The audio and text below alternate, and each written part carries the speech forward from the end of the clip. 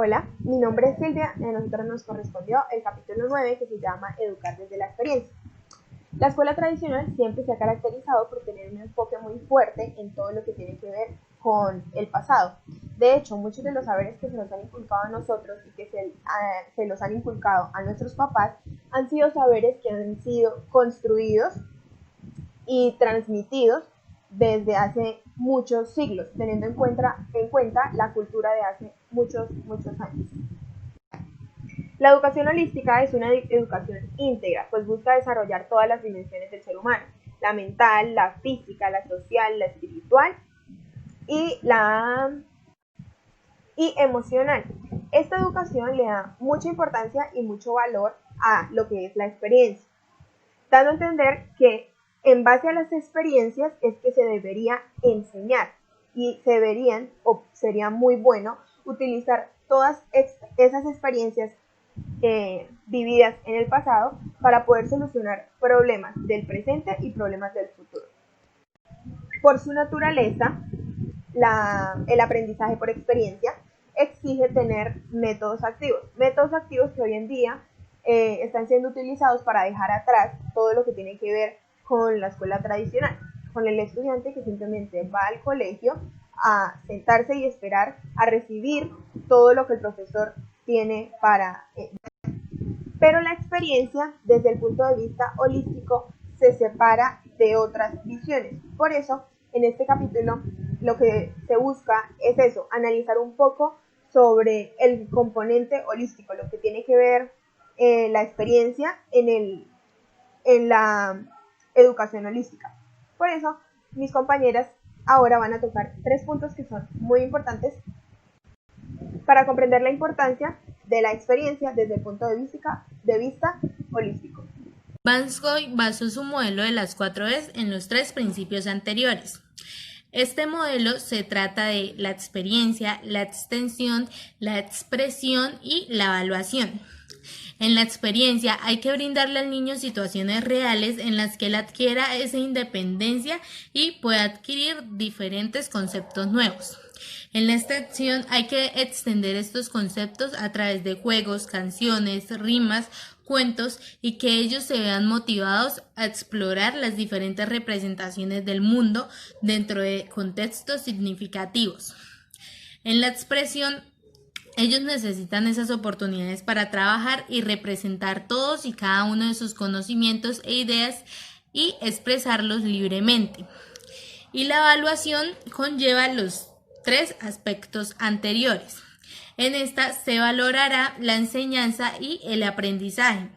Y la evaluación del niño se basará más en experiencias adquiridas y se disminuirán las tareas de hoja y lápiz. También Vanscoy en su modelo de las 4 E's incluye la experiencia. Este modelo se basa en 3 principios fundamentales. Principio 1. Los niños más jóvenes están ligados en la mayor parte de su pensamiento a la experiencia y observación de situaciones concretas. Principio 2. Los niños construyen su conocimiento a través de esas interacciones significativas personales que tienen con las demás personas y con su entorno. Principio 3. Un aspecto crítico del desarrollo cognitivo del niño es la habilidad que éste tiene para interpretar y producir representaciones gráficas que implican símbolos verbales y no verbales. A continuación daré 3 aspectos importantes del aprendizaje experiencial. El primero es la experimentación y el descubrimiento. En esta parte es importante que el niño cuente con un entorno sano y que a través de elementos concretos pueda hacer esas abstracciones a través de la experimentación para llegar a un conocimiento. Aquí son más importantes las reflexiones que el niño hace sobre estas experiencias que las respuestas correctas, pues es a través de las transformaciones de estas que se llega al conocimiento. El segundo aspecto es la acción y la abstracción. Aquí son muy importantes los debates en grupo, ya que estos preparan al niño para su rol en la sociedad. Igualmente le permiten una participación activa, la comunicación y diferentes formas de expresarse. El tercer aspecto es la implicación en la vida social. Es deber que como escuela se potencien estas habilidades en el niño y que éste sepa que todas sus capacidades y sus conocimientos juegan un rol importante en la sociedad y que todos pueden aportar algo bueno a esta. Con lo que dijo mi compañera, la experiencia tiene una función pedagógica muy importante en los procesos de aprendizaje, ya que esta ha sido la base de estos procesos desde el inicio del ser humano.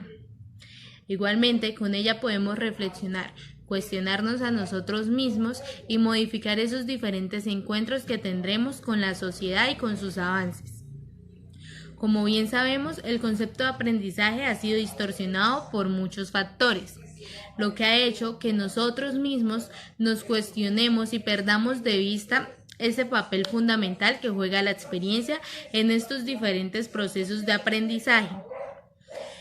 Por otro lado, la escuela tradicional rechazó el aprendizaje experiencial, ya que esta escuela se basó en ser una escuela estática, una escuela en donde no se proporcionaban esos espacios necesarios que tienen los niños de acercamiento con la realidad para así poder avanzar en esta sociedad. En cambio, la escuela experiencial lo que invita es una conexión entre la escuela, el trabajo y el desarrollo personal para así poder desenvolverse en diferentes ámbitos. Bueno, ese tema de educar tomó un poquito más de relevancia más o menos en el siglo XIX, cuando educadores como John Dewey y William Kilpatrick empezaron a enfrentar a otros educadores con diferentes ideologías. Estos educadores pensaban que lo más importante era lo cognitivo. Sin embargo, estos autores empezaron a dar énfasis en la experiencia, es decir, a los métodos activos que lo que querían inculcar en las escuelas era conciencia, ya que el niño va a desarrollar un poco más rápido su parte cognitiva si primero desarrolla la parte social y emocional, es decir, desarrolla su propia conciencia. A esto se le conoció como la educación progresista. Debido a que esta educación tuvo diferentes problemas por pensamientos de las personas, en los años 60 o 70 fue donde cobró un poquito más de valor, con las escuelas abiertas o con la escuela de libre ingreso. Con el tiempo empezó a tomar diferentes aires o diferentes métodos, los cuales fueron un poco más modernos y algunos incluso los usan en las escuelas de hoy. Uno de estos métodos era la educación centrada en el niño. Sin embargo, algunas personas en esa época pensaron que esta era una educación reforzada o incluso empírica, pero solo el paso del tiempo se ha encargado de dar la razón de que la experiencia es el método o el desarrollo, o es la técnica en la que el niño se desarrolla más apropiadamente. Hoy en día hay muchos educadores que están de acuerdo con el método de John Dewey, el cual se resume en una frase que se las voy a leer a continuación.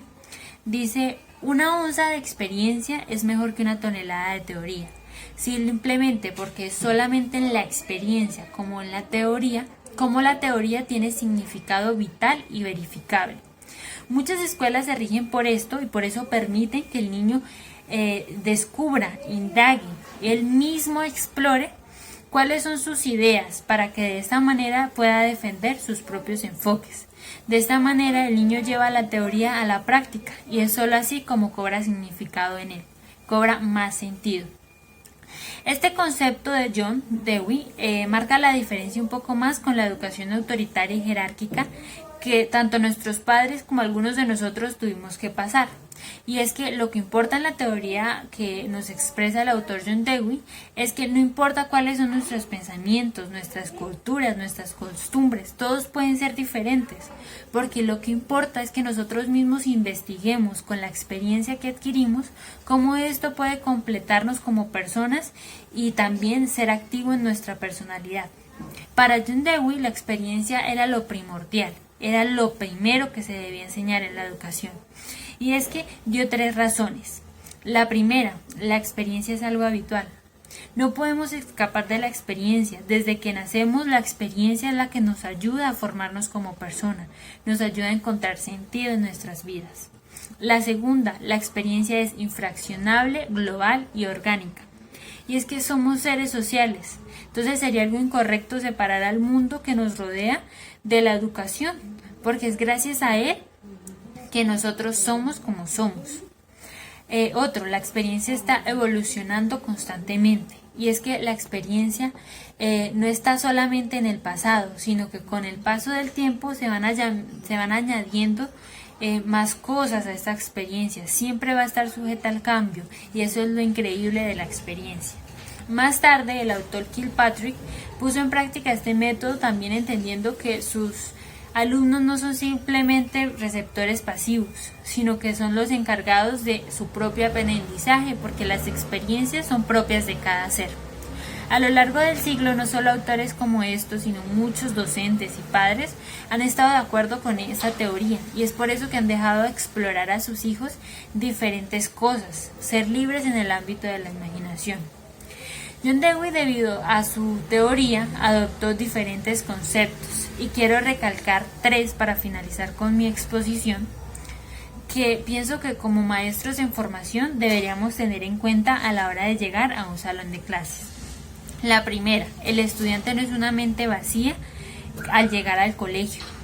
El estudiante llega al colegio aproximadamente a los 3-4 años, pero ya ha tenido 3-4 años vividos, 3 y 4 años llenos de experiencia. Es por eso que como futuros docentes debemos respetarles a él, al estudiante y a sus intereses, porque esos intereses fueron creados de las experiencias ya vividas. Lo segundo, la educación no es una preparación para una vida adulta. Sencillamente la educación es una forma de integrarse para la experiencia que él va a ir adquiriendo con el paso del tiempo y que le va a ayudar para el futuro. Tercero, la indagación crítica y la inteligencia solamente puede desarrollarse cuando se usan activamente en situaciones reales y significativas. Es decir, puede haber mucha teoría, pero si no se lleva a la práctica no va a servir de nada. Ahora vamos a ver un poco más acerca de cómo las experiencias también ayudan a la educación de los valores. Yo les voy a hablar sobre el último subtema, que es la experiencia en la resolución de problemas. Primero voy a hablar sobre que los procesos humanos implican formas en las que la gente le da un sentido a la experiencia, su experiencia, lo cual incluye actitudes como el sentido de la maravilla, como el sentido por descubrir, por conocer, o también la necesidad de resolver rompecabezas o problemas. Con esto también conllevan los procesos humanos, que es la forma en la que interactuamos con las personas, la forma con la que interactuamos con el mundo, que también es muy, muy complejo. Bueno, todo esto conlleva 3 niveles, que el primero es el nivel transmisivo, el segundo es el nivel transaccional y el tercero es el nivel transformacional. Bueno, el primer nivel, en este nivel puede haber una tendencia a ver el mundo como un objeto a ser manipulado.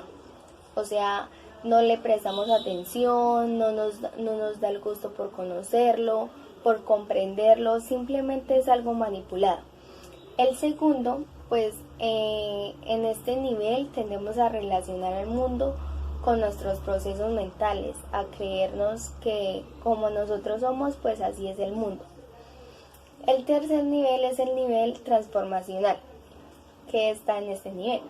En este nivel relacionamos al mundo como nuestro ser, como ese yo, y en este nivel también los procesos están caracterizados por darle el sentido al descubrimiento y de la relevancia. Este nivel, que es el nivel transformacional, es como lo contrario del nivel transmisivo. En el transmisivo no le da importancia al mundo, y en el transformacional sí le da sentido. Siguiendo en este tema también se habla sobre la mirada holística, o lo que se puede llamar sobre la educación holística. ¿Qué tiene que ver con esto? Surge como una reacción frente al predominio, como una parte que se tiene que relacionar, que se tiene que llevar. ¿Por qué? Porque tener como comúnmente dice, una mirada holística, una mirada que no solo se enfoque en un solo lado, sino que se enfoque a varios puntos, es una mirada buena para un aprendizaje, da muchos puntos de vista. Con esto también podemos hablar de que pues tenemos 3 aspectos sobre el holismo que pueden abordarse a través de la resolución de problemas, que pueden ser varias miradas sobre un solo problema que podemos tener o varios problemas, y que pueden ser usados también para valorar en qué medida se calificará o se está facilitando el aprendizaje holístico. El primero es la conexión interdisciplinar. ¿Qué es esto? Es una consideración del clave del holismo, que es el concepto de conectividad, de que, digamos, todas las materias estén conectadas hacia una mirada holística, ¿sí? A que todo esté entrelazado, esté conectado hacia diferentes miradas, pero que todas las asignaturas estén conectadas. La segunda es el incremento de las metas y el currículo. ¿Qué tiene que ver esto? El currículo holístico amplía el aprendizaje tradicional para incluir otros aspectos, ya sea del ser, de la parte cognitiva, de la parte física, de la parte espiritual o lo estético. Y por ello pues aumenta el currículo. El tercero tenemos el aprendizaje activo, pues dado que una meta fundamental de la educación es ayudar al aprendiz a asumir sus responsabilidades a su aprendizaje, pues tenemos que esta se caracteriza a darle más al aprendiz, a que el aprendiz sepa más. Bueno, por otra parte, este tema sobre la experiencia en la resolución de problemas también nos habla de diferentes modelos de problemas, no nos habla solo de uno, sino también nos habla del descubrimiento de varias ideas y de cómo desenvolver, por ejemplo, la resolución de un problema transformacional.